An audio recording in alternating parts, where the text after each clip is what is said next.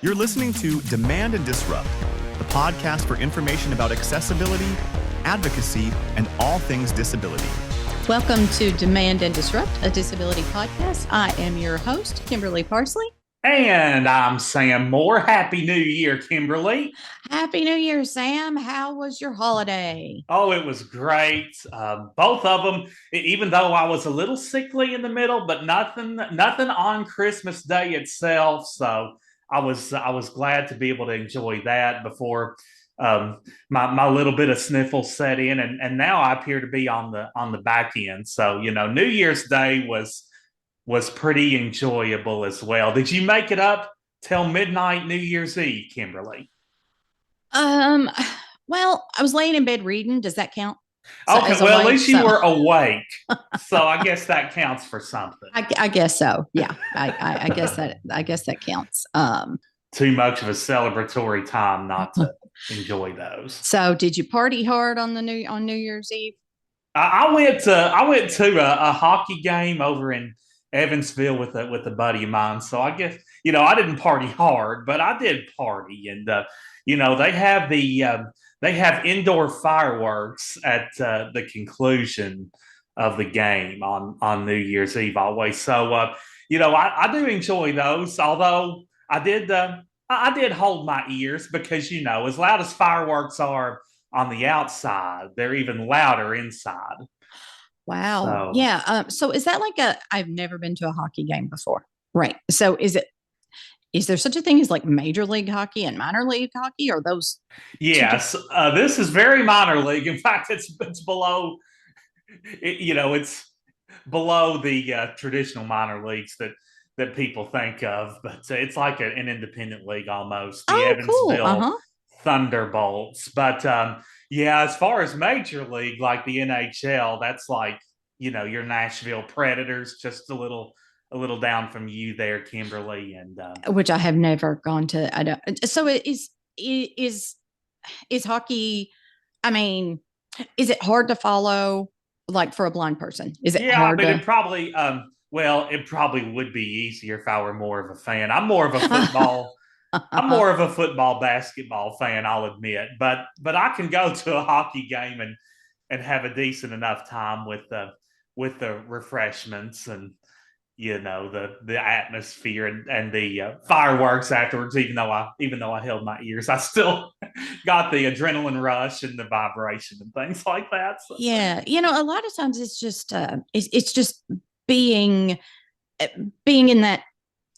Being around the stuff, it's not like I don't care. We have here in Bowling Green in the summer, we have the Bowling Green Hot Rods, and I like baseball. I used to watch the Cubs all the time. But I used to be a Cubs fan. Yeah, huh? Well, I'm still a Cubs fan. I just don't follow it very much because I just don't really have time, and so I could not care one whit about what happens on the field. But it is fun just to be around people, be in the stands, that kind of thing. Enjoy your hot dogs or your nachos. It's just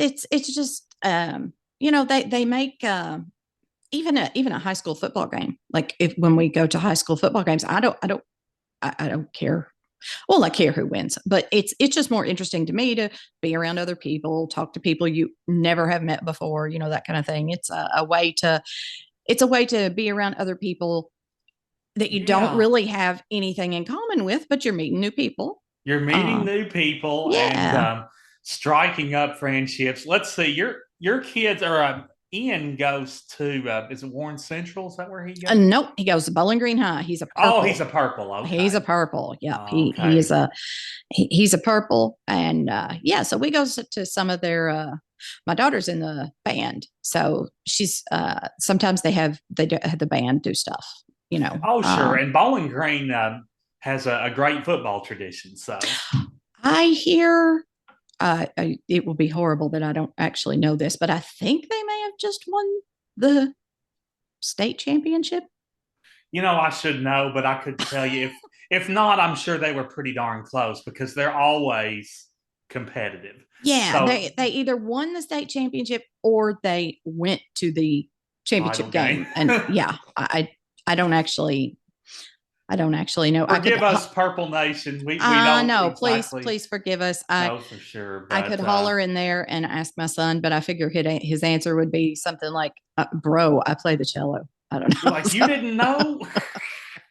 But yes, the Purples, even if they didn't win it, they were within striking distance, I'm sure, So because they're just always tough. Them and South Warren. I know South Warren tends to be the the team to beat. king of the throne down there these days, but Bowling Green's not far behind them. Yeah, So, yeah. I don't know. One year, this is funny. It was my New Year's resolution to go to more events, like concerts and plays and football games, things like that. And I know Sayers what year. band competitions. Yes, stuff like that. And I know what year that was. The year I made that resolution, it was 2020. 2020? Oh, yes. Well, you were naturally a bit limited that year in what you yes. could do. So I did not. Apologies for my dog. Dog doesn't want to be left out. She does not. She says more trips to the dog park, please. So yes, yeah, she's dropping hints. So New Year's resolutions. I know people either love talking about them or hate talking about them. Which camp do you fall into, Sam? Which camp? I don't hate talking about them. I do rather not enjoy making them because they're a lot harder to keep than they are to make. I know the most common one is naturally to lose weight. That's the one I do hear about more than anything. But I try to stay in pretty decent shape all the time. I do. Santa Claus, I didn't tell you this, but he also brought me a new stationary bike because the one I had was kind of on its last legs. So I try to hit the stationary bike and go nowhere fast a couple times a week. And so I can at least stay in fair shape all year to offset all the junk that I eat. So, but that's the most common one I hear. I know is to lose weight. It seems like the one you made, if it weren't for 2020, that attending more events would be a lot more doable. Yeah, I mean, I don't make hard ones. I only make them if if I really care. Because those are the ones that you're right. Right. You're more inclined to make them happen because you care about them. Yeah, I mean, like this year, mine is something like stop apologizing all the time. That's a thing that I think it's a thing a lot of people do. Is something happens, you're like, oh, I'm sorry. You're like, why am I saying I'm sorry? That wasn't my fault. I didn't do that. You don't always mean you're sorry when you say it. No, and a lot of times it's at least with women, it's code for, oh, forgive me for taking up space. And that's something I'm gonna try to stop doing. And along those lines, stop people pleasing, because that's they go along the same lines as to I'm a people pleaser too, but you can't please everybody. It's impossible. You can't. But if you're a people pleaser who also has some perfectionism, then man, you're yeah, that's I can relate to you on that though. When you just it's tough. Some people's requests though and their expectations just aren't realistic. I know. Yeah. Now the thing that I do, I set reading goals, and they're always fun.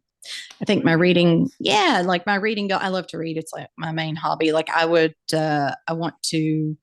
This one I set last year, and for whatever reason, and I don't even know why I didn't make it, was to read all of Charles Dickens' novels.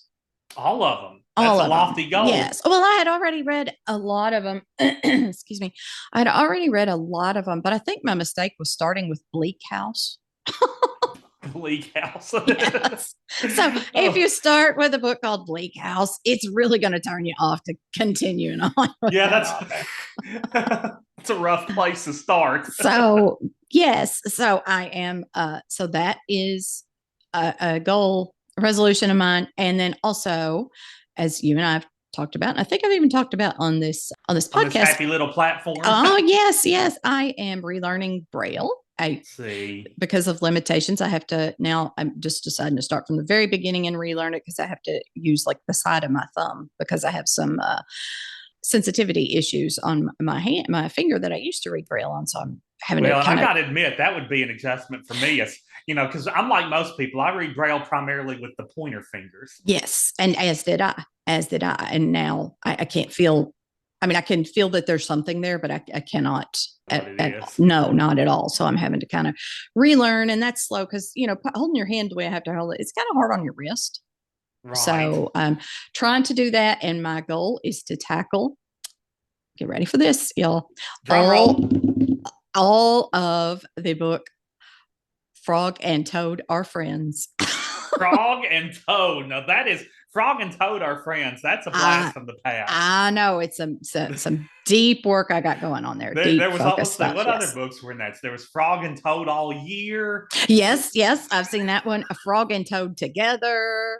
There were several of them. Yes, and they're adorable and they're cute. But I got frustrated last night and I gave up on Frog and Toad, and I'm reading an Elephant and Piggy book. So Elephant and Piggy, okay. Elephant and Piggy. Any of those people who have small children, Elephant and Piggy, written by Mo Willems, who also wrote the Pigeon books. Elephant and Piggy, yeah. Elephant, yeah. So all the parents or aunts or uncles or whoever grandparents out there, you'll know what I'm talking about. So yeah, if we just conquer that first, and then just get past the Frog and Toad friendship by the end of the year, that's if we can just tackle the friendship, that's a reasonable resolution. Braille is hard. Braille is hard. Reading is hard. Writing Braille is hard. So yeah. So I started learning in kindergarten, and I didn't. I was too young to really think about how hard it was. But I guess it was probably 3 or 4 years before I learned the full Braille code. Yes, but I mean, you could probably still. I mean, you may have to practice a little bit, but you could probably pick it up since you started so young. You could probably still pick it up. Oh yeah, easily. Like I said, I still read it a fair amount. Although it's there's new renditions of Braille, shall we say, that have been adapted in recent years. There are. That's a whole debate in the blind community. I mean, I would have to brush up on people choose sides over UEB, Unified English Braille, for or against. I'm telling you, it'll come to fisticuffs is what'll happen. Some people feel strongly enough about it to like get in the ring and fight. They might. I think they might. I think people have opinions. They really do. But speaking of books, Kimberly, people should know that here in a few weeks, the tables will be turned and you will be a special guest on my Blabbing in the Bluegrass podcast. I will. I'm looking forward to it. Go easy on me, Sam. I make no promises on that. Looking forward to that. You're going to ask me all about my former career as a romance writer, correct? Yes, Kimberly was a writer in her past time, and she and a friend of hers wrote romance novels, among a few other things that we will dabble in, and then we'll even tease a few stuff that's not out there currently. That's right. I'm looking. We're not going to spoil it here. People have to go listen. We'll put a link to Sam's podcast in the show notes, and you will have to listen, but it will definitely be worth listening to. We can assure you of that. Well, I hope so. I'm looking forward to it. It's going to be fun. It will. It absolutely will. I think so. For sure. I think so. And so lots of stuff coming up, lots of stuff. And so I wanted to ask our listeners what they had in mind for next year. I've been kicking around some ideas and wonder if people would be interested in lots of books about disability come out. Lots of, and I do love to read. So I wonder if people would be interested in us doing a book club. We can do it on Facebook or Discord or just whatever. Just so if that is interesting to anybody, we could do it over Zoom. If that's something you all think you might want to do, let me know before I pour a lot of time into, figuring that out. Let me know if that's something you might like. You can get onto our Facebook at the Advocado Press Facebook page, and we have a link to that in the show notes. And always, the email is demandanddisrupt@gmail.com. So tell me what you think about that. Tell me what other ideas people have. Sam, you got ideas? You've always got ideas. Oh, well, yeah, no, I try to make sure that my wheels are at least halfway spinning on a 24/7 basis. But yes, I like your thought there with the books, and books centered around disabilities. Perhaps we can have some authors of those well-written and insightful books on Wouldn't that be great? Wouldn't on that the be great? show in the weeks and months to come here. And like you said, listener feedback is always deeply appreciated, because there's things that maybe y'all think about that we don't necessarily. So don't be shy about sending those social media messages and email addresses, because you've got the email address, the emails. Right. Yes. I would love to hear from people. I love to hear from anything people centered around disabilities and those with special stories who have disabilities and their advocacy efforts. Let us know. Or if you're one of those people, don't be shy, don't be bashful. Let us know about yourself. Yeah. Oh, absolutely. I have a couple of people email me the subject of one of our podcast interviews. It's Jerry Wheatley. He's in the podcast episode, My Blindness Mentor. And he emails, thanks, Jerry. He emails regularly. And also Rick Roderick.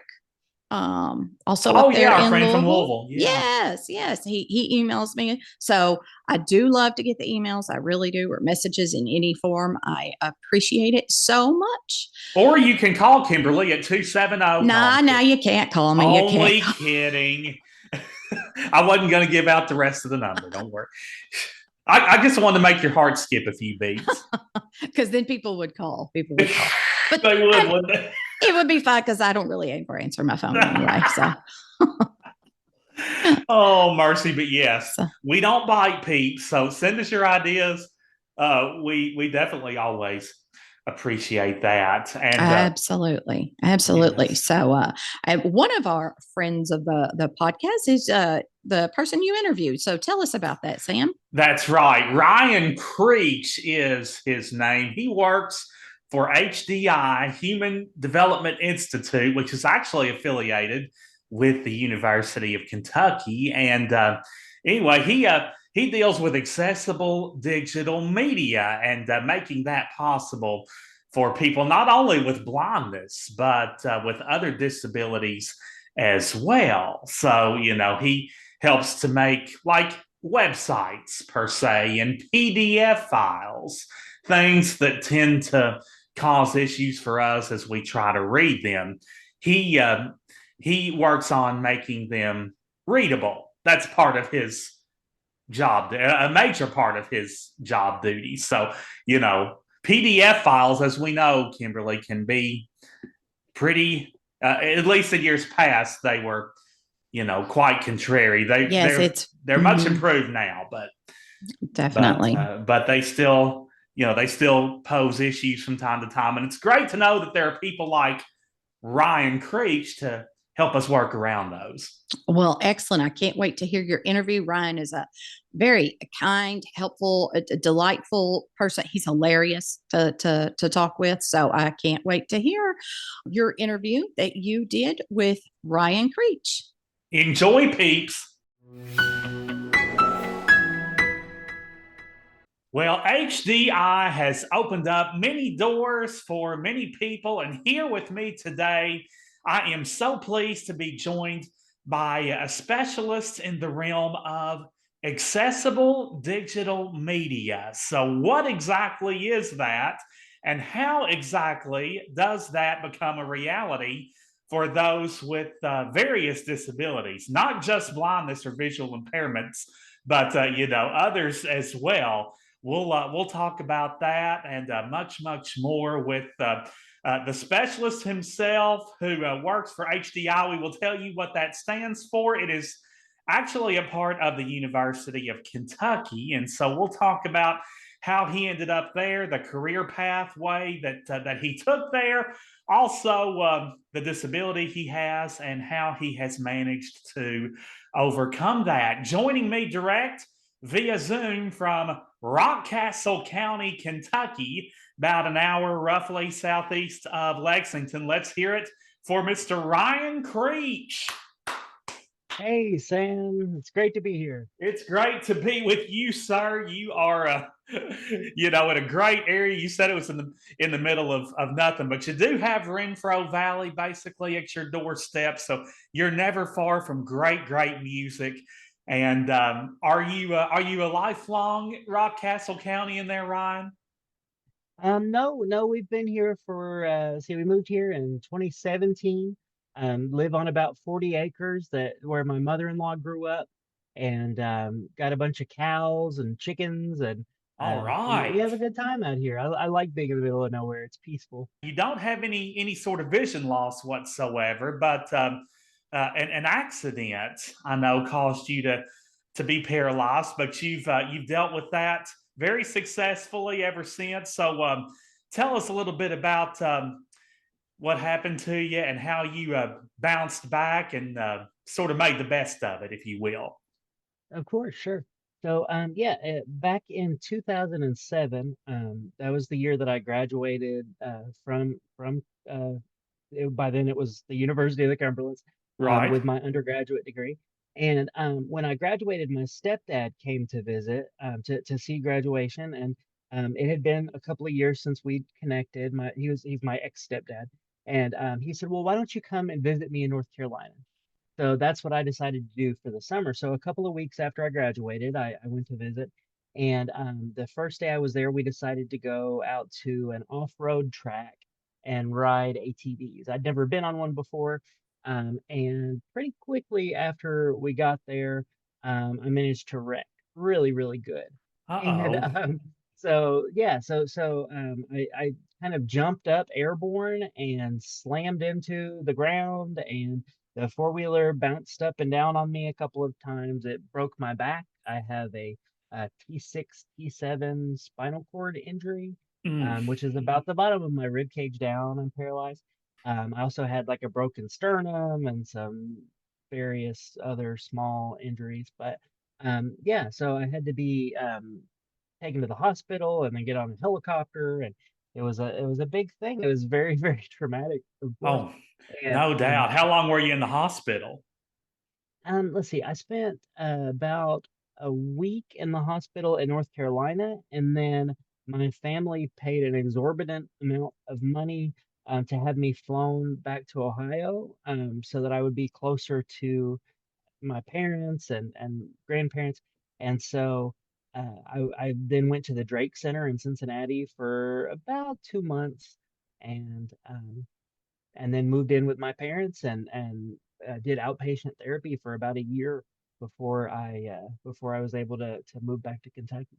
Oh goodness! So it wasn't a quick bounce back, but it was a successful one, and all the hard work and determination definitely paid off. And you are in a wheelchair, but that's opened up a number of doors for you, though, and sort of allowed you to be relatively mobile despite your accident. Yeah, and and it actually, it's what brought me into the assistive technology realm, and ultimately into the kind of accessible media stuff that I do now.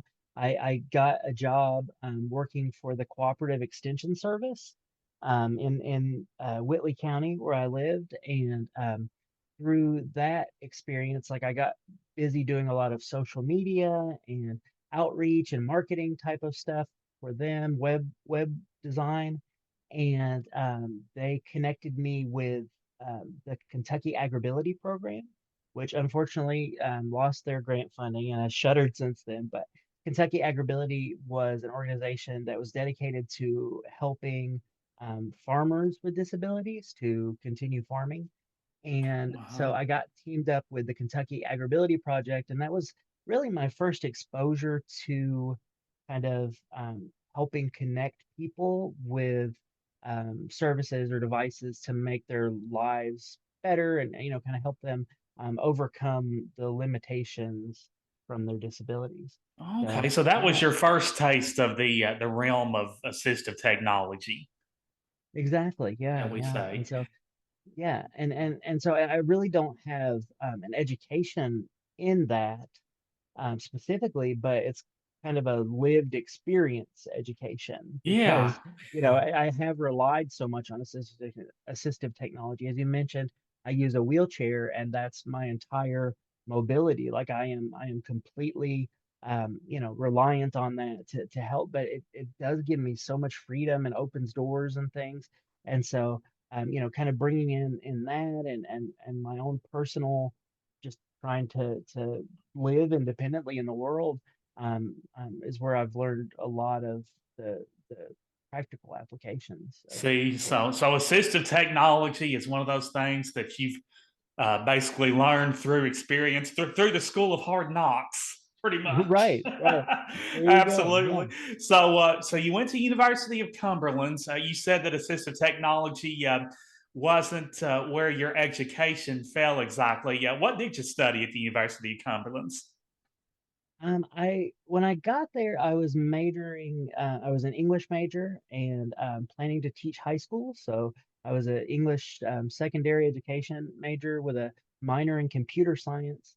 Um, and 5 years later, I graduated with no education degree. I did everything but student teach, but I graduated with a major in English and a second major in communication arts which so that was a Okay. lot of like communication theory, but also for me at least, it was a big focus on like TV and radio production. So I helped Okay. So sort launch of the a campus radio station and worked on the TV station. So yeah. Okay, so you did a little radio and TV there, and it was sort of a mixed bag of audio and visuals for you Yeah, right, right. there at at the University of Cumberland. And you did on campus radio, and that I know was fun. Did you ever do any commercial radio after that? Just curious. I did just a little bit, like very, very part-time for a local radio station. There in Williamsburg, but mostly I did like I started doing kind of like event audio, and like event lighting, those sorts of things. I was really big. Also as part of that comm arts major, was really big into like technical theater stuff. So doing sound design and lighting design and that kind of work. And that's a little bit more of what I was doing on the side rather than commercial radio. Oh, okay. So you you got a little bit of a commercial radio under your belt to supplement the other stuff on your radio or on your resume, I should say. There you go. Yeah, yeah. So you ended up becoming an assistive technologist with OVR. I'm guessing you landed there right after or shortly after your stint at Kentucky Agribility, correct? Yeah, that's right. So Kentucky Agribility, I started working for them, and that was around 2009 or so. Uh And huh. then in 2010, um, Agribility paid for my wife and I to attend the No Barriers conference in Colorado. And No Barriers is an adaptive recreation conference, and so they bring in people from all over the world, and you can just try out all sorts of adaptive recreation, and there are seminars on planning, building adaptive rec programs, and Oh, um, neat. you know funding and that kind of stuff. Yeah, so it was a really interesting experience. Um, and one day, the agribility program director and I were playing hooky from the conference. We decided we wanted to go up to Lake Granby and kind of see some of the Rocky Mountain National Park out there. Sure. And um, so he and I went, and we also had with us the uh, director of the assistive technology program at Voc Rehab. She was attending the conference along with us. And while we were up on top of the mountain at the visitor center, she got a call that the assistive technology specialist that was in my area where I lived was quitting. She was leaving. She was moving out of state. And so she got the phone call and she looked at me and she said, "Have you ever considered assistive technology as a job?" And I was like, "I don't know what that is, but I'd be willing to learn more about it." And I'll give it a so, shot. um, yeah, yeah. So from there, I mean, we kind of went from there, and I did some more like talking with her and learned that some of the skills that I had, some of the technology stuff, some of the biggest thing for doing work like that is you have to be able to analyze processes, think critically, good problem solving skills, and I had built those not knowing that they were useful in the assistive technology field. But ultimately, I interviewed, and there were several really great candidates, and they decided that it was worth taking me on, not because I had extensive um, um, assistive technology background, but because I had lots of other skills that could be very useful and kind of Yeah. generalized to the That you had position. honed in your previous Yeah. positions. Well, how about that for timing? So here you are in Colorado on top of a mountain. You meet this lady, she gets a call. Yeah. It's just all about being in the right place at the right time, isn't it? Exactly. Yeah, For yeah. sure, It is. absolutely. Well, that's awesome. Now, a rehabilitation technologist is what you became at Voc Rehab, and that title is not one that a handful of our listeners are possibly familiar with. So, why don't you describe? And I know you've sort of alluded to it already, but let's expand a little more on the purpose of this post that you held with OVR, along with the primary clientele with whom you worked. Sure, sure. So, yeah, so I got hired on in 2011, and I was actually hired by the University of Kentucky and the Human Development Institute, HDI. And so they were paying my salary, and then I worked for the Voc Rehab office as a contract. So HDI has a contract with vocational rehabilitation to provide them with knowledgeable assistive technology or rehabilitation technology specialists. And so that was where I was. So I was technically an employee of UK, but all of my day-to-day work was in VR. Yeah, Um, UK was paying you, but your duties were an OVR. That's right. That's right. Right. And so, but yeah, so assistive technology or rehabilitation technology, they're kind of synonymous. And basically, if you think about technology, technology makes life easier for everyone, right? Like our cell Sure. phones, or even like cars. I wear eyeglasses. Those are kind of technology things that make life easier for everybody. Assistive technology or rehabilitative technology are products, services, techniques that make things possible for someone with a disability. So we think of people with disabilities as having like functional limitations.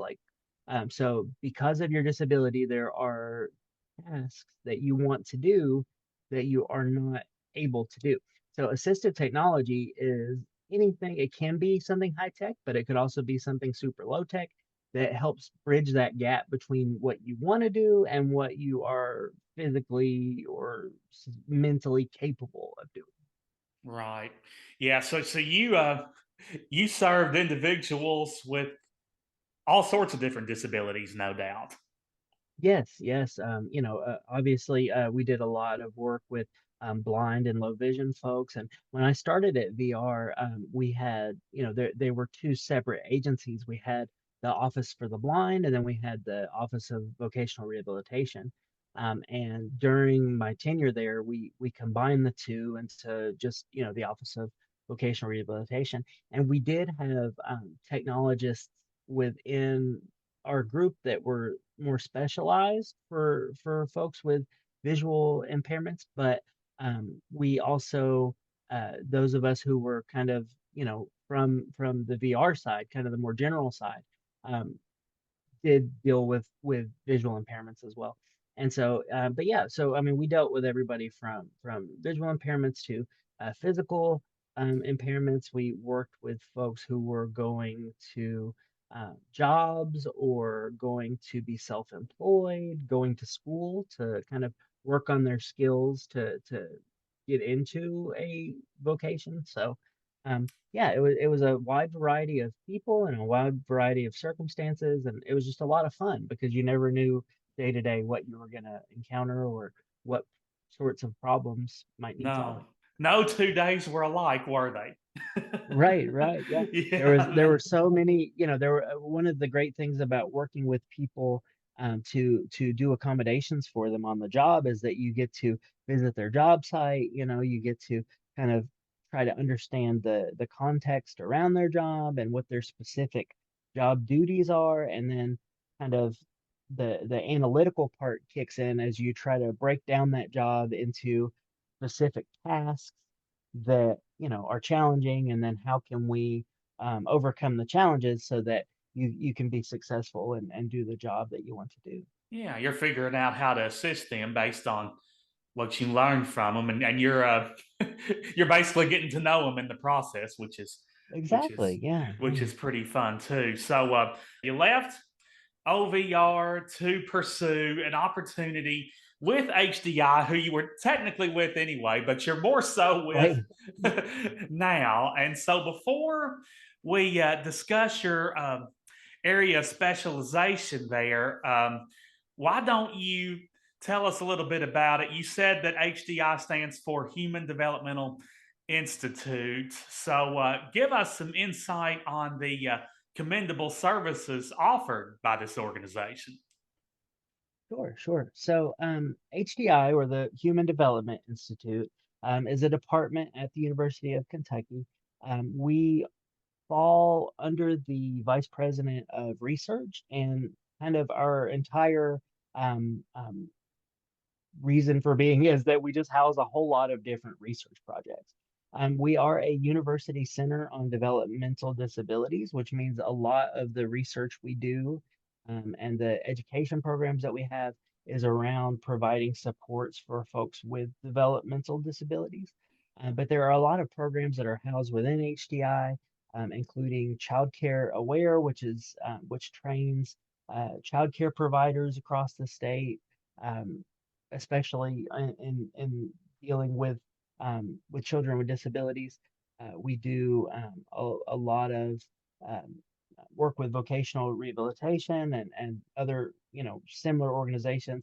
Supported employment is a big thing, and also kind of academic supports for our students with developmental disabilities across the Commonwealth. So HEI, they have their hands in a little bit of everything.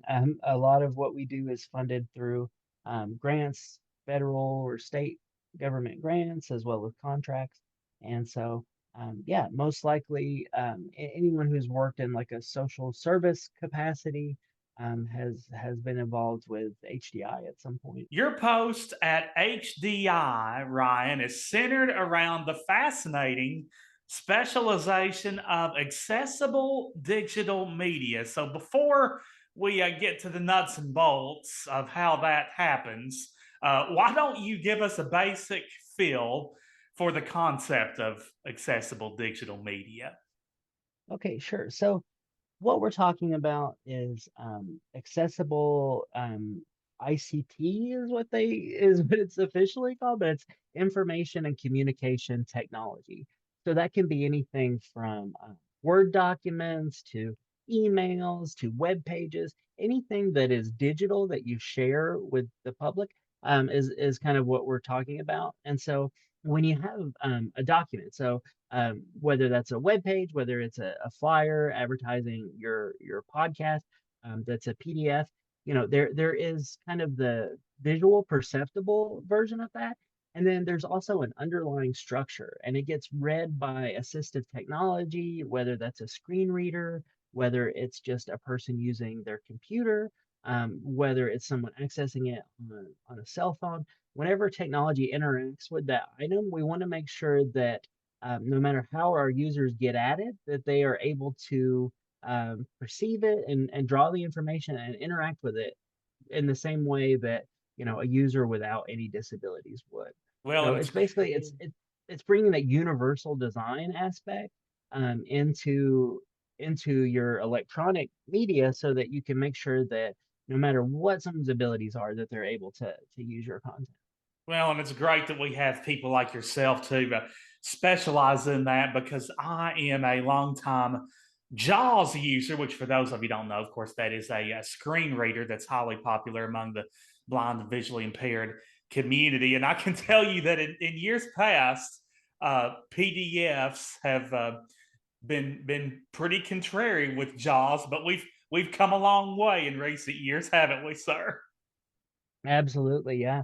And they in I believe it was 2007 they first released a draft of the PDF specs to the public, and from then um, we've developed what's called the PDF Universal Access Standard. So basically, we have a set of rules that make a PDF really accessible to a screen reader user, a JAWS user, or someone who is using, say, like a Braille, refreshable Braille display, those kind of things. We want to make sure that our content is built so that no matter which way you get to it, that you can get it to read in JAWS or get it to output in a way that you can use it.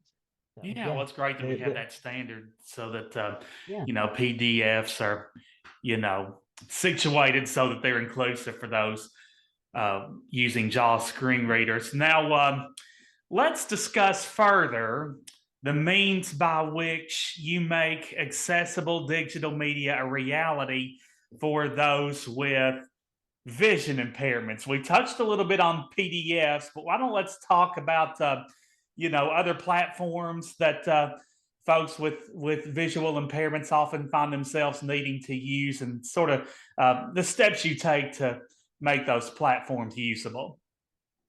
Sure. Well, to kind of as again another way of introducing the World Wide Web Consortium has developed what are called the Web Content Accessibility Guidelines, or WCAG guidelines, WCAG, and that's an okay.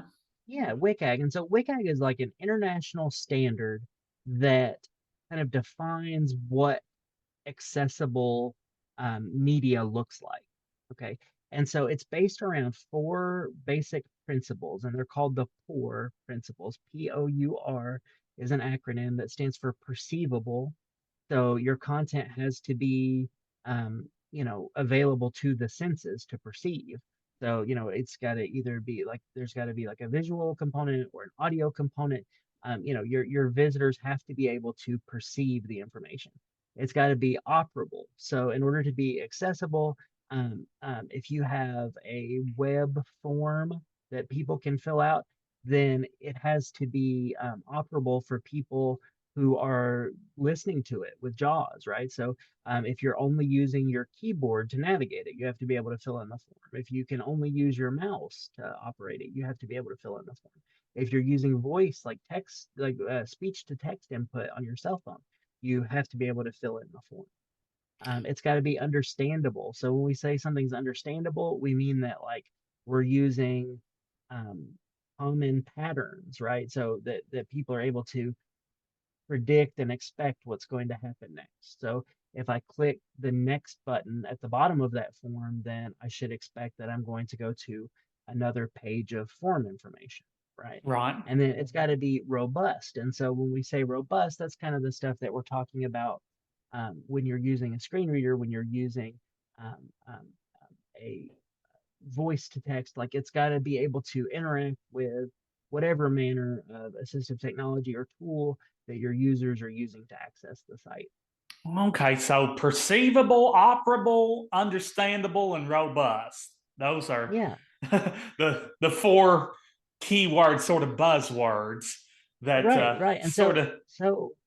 so accessible documents are documents that um, basically apply those principles to make sure that the information is available for everyone. Okay, so that, by determining the extent to which they are congruent with each of those four buzzwords and meet that criteria, that's how you determine whether or not a document is accessible. So obviously that's important for those with blindness or vision limitations of any kind. What other types of disabilities do you attempt to cater to and take into account when you're designing this special accessible digital media and making it useful to others in need? Okay, sure. So you've got, like you mentioned, the visual impairments, whether it's total blindness, whether it's color blindness, even. So when you're designing a web page or whatever, you want to make sure you're not using only color to convey information. Um, the More than 99% of folks who are affected by color blindness have red-green color blindness. So if you have a bar chart in your document that has like red and green or red and blue bars next to each other, Mm-hmm. and those folks would have a lot of trouble differentiating between those lines, those bars. So you want to add like a pattern or something to it in addition to the color, so you're not just using color to convey information. But yeah, so it could be someone with a cognitive disability. So it could be something like dyslexia. So to help someone with dyslexia better understand stuff, you want to make sure that there's space between the lines if you've got text, so that it's easy to follow along to the next line without losing your place. You also want to make sure that you're using fonts that are readable and that are sized appropriately. You want to make sure that you're using plain language, so not using a bunch of jargon or big confusing words that you don't have run-on sentences that you need a degree in English to decipher what they mean Sure. because they're so complex. Yeah. So those are important considerations for folks with kind of the cognitive impairments. And then also folks with hearing, whether it's a hearing loss or complete um, deaf deafness. You want to make sure that if you're providing content that is like if you're doing a YouTube video or a podcast, you want to make sure that you have a transcript, right? And you want to make sure that you have closed captioning so that people who are not able to actually hear it can still get the same experience of the information. See, so there's a wide array of folks with a wide array of different types of disabilities that you strive to cater to when you're making this this Oh, type and of. even I've left one out even, so more of the like physical impairments. So Oh, I mentioned earlier like having an operable website that you can use if you can only use a keyboard or if you can only use a mouse, or if you have someone who is say using an eye gaze system, which uses a camera to track your eyes and see where you're looking on the screen. If you have a website, let's say you have like an app that you've built, and in order to use features of the app, you have to press like a keyboard shortcut that's like Control Alt Shift WX. Like if you have to press that many keys at once. Someone who is not even able to use the keyboard or who only has one hand to use the keyboard would have a lot of trouble doing a super complicated keyboard stroke key like that. combination, yeah.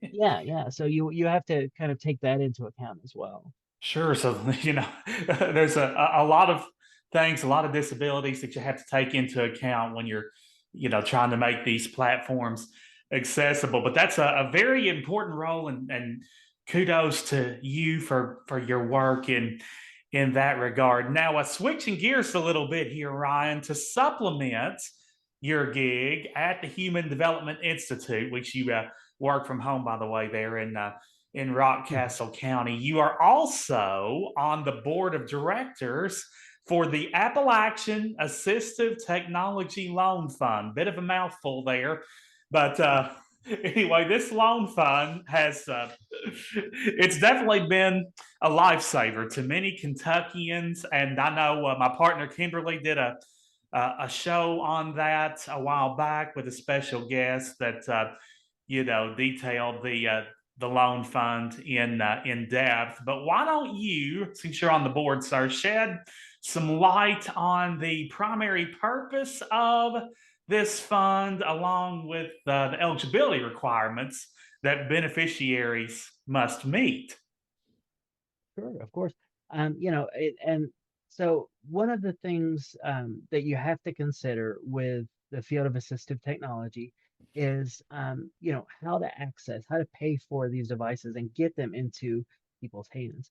In Kentucky, for a long time, we've had the Kentucky Assistive Technology Loan Corporation, or KATLC, which has done a great job of providing low interest, sometimes no interest loans for Kentuckians to be able to purchase the assistive technology that they need to kind of improve their quality of life.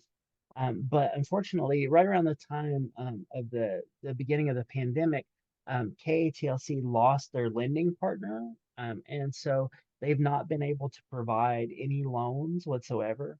And so it's kind of left a hole in Kentucky. There are definitely under other funding sources, and we can talk about, like the CATS network and kind of their funding guide that they put out that can connect you with grant programs and loans and resources.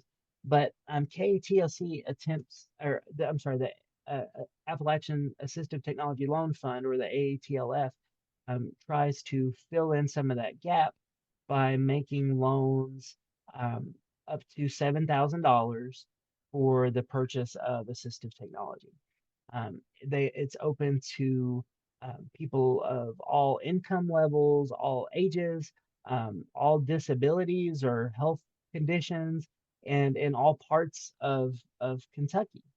So basically, all you have to do is have a willingness and ability to repay the loan, and you can apply for it. So anything from $100 up to 7,000 is available through AATLF, and all you have to do is just kind of apply for it. So they'll do kind of a credit check and see what your credit score is, and um, if the loan is under a certain amount, then it can get approved by just the underwriters.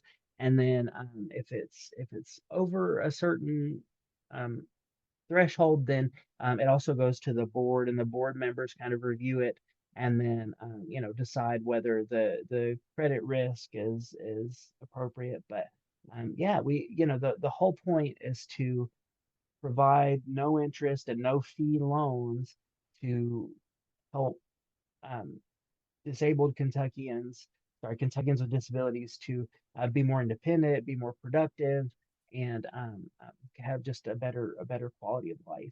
Well, it's great that it's so flexible. Anything from 100 up to $7,000. They can apply for loans to cover those costs as long as they're agreeable to pay those loans back, interest free, of course, but pay those Right. loans back in a reasonable time frame. Do you know about the amount of time that it's expected or hoped that they're able to pay back those loans, Ron? It depends on the loan, the amount of the loan, and what the person's capabilities are. Sure. One of the great things about it is because ATLF underwrites their own loans, like they are the lender themselves, is that we can set very flexible terms. So, it can be, it can spread the amount out over years. I'll just throw out, like, so a common request that we get is to help with the purchase of hearing aids. Oh, And uh-huh. so a set of hearing aids can cost, like a custom molded and adjusted set of hearing aids can easily cost 5, 6, $7,000. And so being able to take that cost and spread it out over maybe 5 years, 3 years, can make it a whole lot more affordable for someone, especially if you're on a fixed income. You only have maybe your SSI or SSDI as income, or those kind of things. Then being able to kind of amortize that out over several years just makes it a lot more accessible to you. So here again, it's flexible in terms of your income and your situation. So that's another another very important aspect of Appalachian Assistive Technology Loan Fund. I think I'm finally getting Yeah. decent It's a at mouthful. It saying sure that, is. but folks, it's definitely worth taking into account for, regardless of what you need, check into it. And there's a pretty decent chance that this particular fund could be of assistance to you in Yeah, your and situation. I wanted to mention their website. So if people are interested in applying or learning more about the program, Sure. so the website is AAPLF. So again, Appalachian Assistive Technology Loan Fund, AAPLF.org. And if you just visit that site, then you can find out a little bit more about the program and how everything works. And it's also super easy to apply from there. And you get assigned to basically a caseworker, an underwriter who can take you through the process and help support you along the way.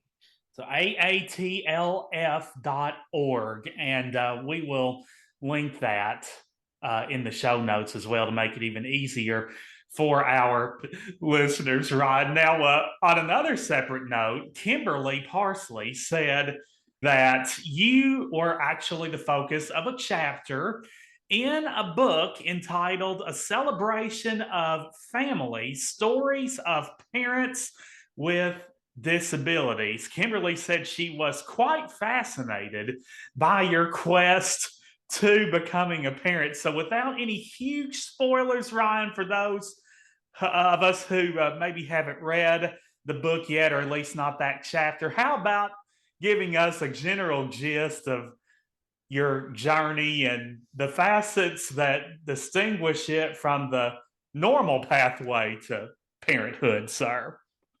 Of course, happy to. So, the book was kind of a big passion project, especially it was put together and edited by Dave Mathis, and the Avocado Press, which is kind of a part of the Kentucky's Center for Accessible Living. Sure, But that's also yeah, the origination of our podcast here. yeah, right. Sure. And I think that have you guys done an episode about the parenting book? Kimberly I think may you did. have, but if she did, I I was gonna was say, I not a think it part might of have it. been an earlier episode, yeah.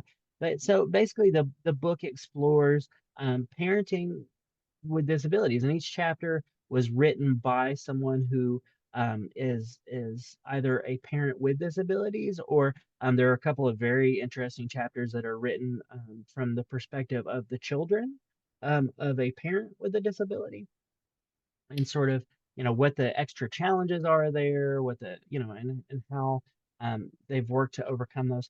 So we're the very last chapter in the book, and Oh, you're the grand um, finale. yeah, exactly. And it was kind of a full circle moment for me, because my first real involvement as an advocate in Kentucky was at the second conference of the um, Kentucky Appalachian Rural Rehabilitation Network, the CARN conference. And I sat on a panel that was about parenting and like relationships and intimacy for people with spinal cord injuries. And I had gotten married just like 3 days before, and had never had any like sexual relationship since I had had my spinal cord injury, had never had a child. I had absolutely nothing to say. And so I sat on the panel, and as they came around to me, I basically I had absolutely nothing. I was like, "Hi, I'm Ryan, and I'm brand new to this." And so, I'm a brought newlywed. that. Exactly. Yes, that was my entire experience that I brought to it.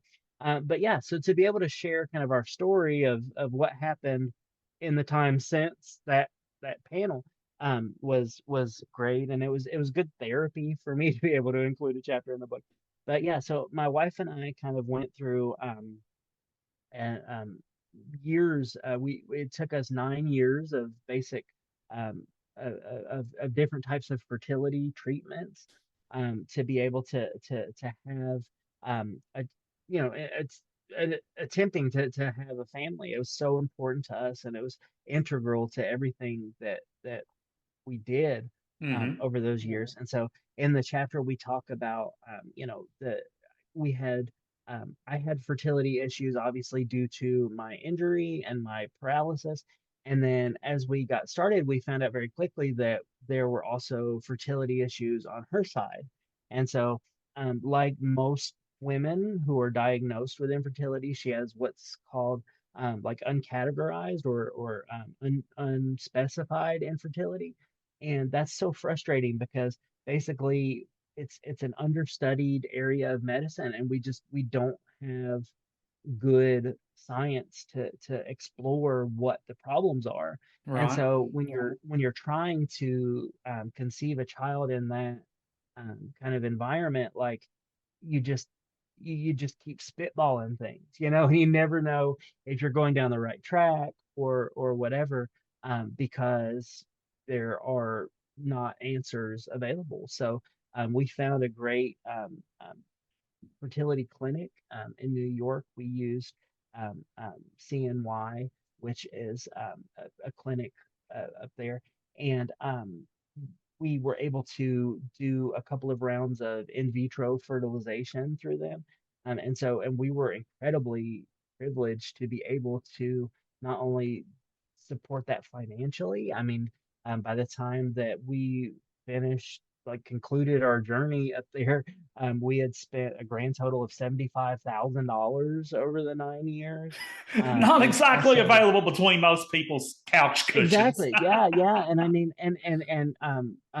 twice, like I took a month off to go and do all of the procedures and injections and monitoring. And at one point we did an international trip, even trying to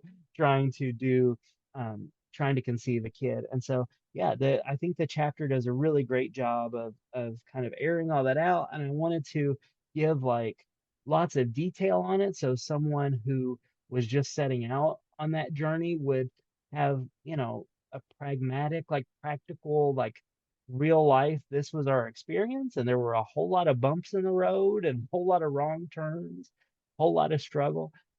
But in the end, for us anyway, we did have a positive outcome. And so we do, at the end of it, it does kind of come full circle, and we were able to start a family, after looking at IVF and various other fertility stuff, and looking at private adoption, foster care, and adoption. So the chapter is very much worth reading. Yeah, a great source of hope too for others who are Right, right. currently And that was where. the other, and that was kind of the point of the book too, is that we wanted to, present like all of these stories, and some of them were great outcomes, some of them were stories of struggle, some of them were stories of heartbreak. But in the whole point of the parenting book was to say, like, you know these are this is how you can look at parenting through the lens of the lived experiences of people with disabilities. But like there's a whole lot of, of heartwarming moments, and a whole lot of like just like family building and encouragement moments built into the book. And I think a lot of our contributors um, would would agree that even the ones who um, um, you know who were met, like who didn't come to the happy ending that they had hoped for, were still able to bring it and turn it into kind of a positive experience, Yeah, or in a some form or or or fashion. or a hopeful or like teaching educational experience where they were able to help other people through the journeys that they took. In Yeah. conclusion, Ryan, how might you suggest, back on your the focus of your career at the moment, accessible digital media, how would you suggest that our listeners educate themselves further on this accessible digital media and the manner in which it could potentially enhance their lives? Of course, yeah. Well, the ADA, the Americans with Disabilities Act, requires that any entity that's covered by the ADA, and also the same is true for any organization that is receiving like federal money or is kind of tied in with the Section 508 guidelines, like all those legal things. Um, Anybody who is providing services has to make them accessible, right? And so Sure. that includes websites, that includes flyers, that includes social media posts. Okay, so I think that as an entity that wants to put out accessible information, there's a lot you can do to educate yourself. And a great starting point is actually the Department of Homeland Security has it used to be their training office, but now it is called their customer experience office, and they have excellent resources on creating accessible documents in like Microsoft Office. They also have a phenomenal training on um, it's called their Trusted Tester for Web training, but it kind of goes through all of those like super in-depth parts of WCAG and Section 508 and how those get applied to websites and other types of documents to really understand what is and what isn't accessible. So that's a great tool to have for the, kind of whoever's in charge of making sure things are accessible within your organization. As an end user, it's always super important to advocate for yourself, So if you do come across something, like if you're trying to access, say, government services or um, um, just access like a business and you get to a portion of their web page and you can't read it with your screen reader, you can't access it using voiceover on your phone or whatever, it's important to reach out to those organizations and say, hey, like this is not accessible and like I'm not able to have the same access as a sighted person or Yeah. as a person who doesn't have dyslexia because it's not accessible. You can kind of help educate and kind of bring those folks in to, um, um, Open I mean, their help eyes to them potential understand. issues. Yeah, right, and also to get them to kind of adapt and accommodate the needs that you have. So Yeah. yeah, I mean, So I think it's important on both sides to just kind of know what's out there and educate and just kind of advocate for yourself and for your from a business standpoint, advocate for the consumers and clients you have out there that might have a disability. yeah. So if you're a consumer of this stuff, be sure to let them know, the creators of this content if you're not able to access it. And if you're the creator of the content, remember the Department of Homeland Security when you're seeking to maximize its accessibility for sure. And HDI, if you'd like to learn even more about them, the site is hdi.uky.edu. So we'll try to link that in the show notes as well. Also, if anyone wants to reach out to me, send an email. I'd be happy to discuss any of the stuff we've talked about today in the podcast or the chapter in the book or accessibility, anything that I can help or advise on. Everyone's always I'm happy for folks to email me. My work email address is ryan.creech. That's RYAN period CREECH at uky.edu. Perfect. Easy enough. Ryan.Creech at uky.edu. He would love to hear from you. If nothing else, just reach out and tell him that you heard him on Demand and Disrupt. And I know that that would bring a smile to his face. Well, Ryan, thanks so much for coming on with us today. We've learned a lot and had a bunch of fun learning. I hope you've enjoyed it, sir. Yeah, absolutely, Sam. It's been great. I appreciate Well, you giving me the opportunity to talk about doing what I love doing.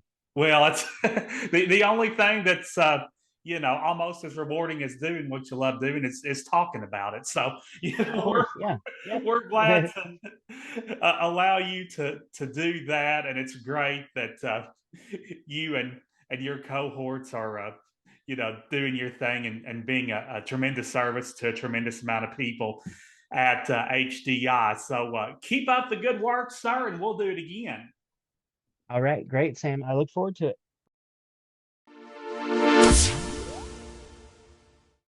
Demand and Disrupt is a production of the Advocado Press with generous support from the Center for Accessible Living based in Louisville, Kentucky. Our executive producers are me, Kimberly Parsley, and Dave Mathis. Our sound engineer is Michael Parsley. Thanks to Chris Ankin for the use of his song, Change. Don't forget to follow or subscribe so you never miss an episode. And please consider leaving a review. You can find links to our email and social media in the show notes. Please reach out and let's keep the conversation going. Thanks, everyone.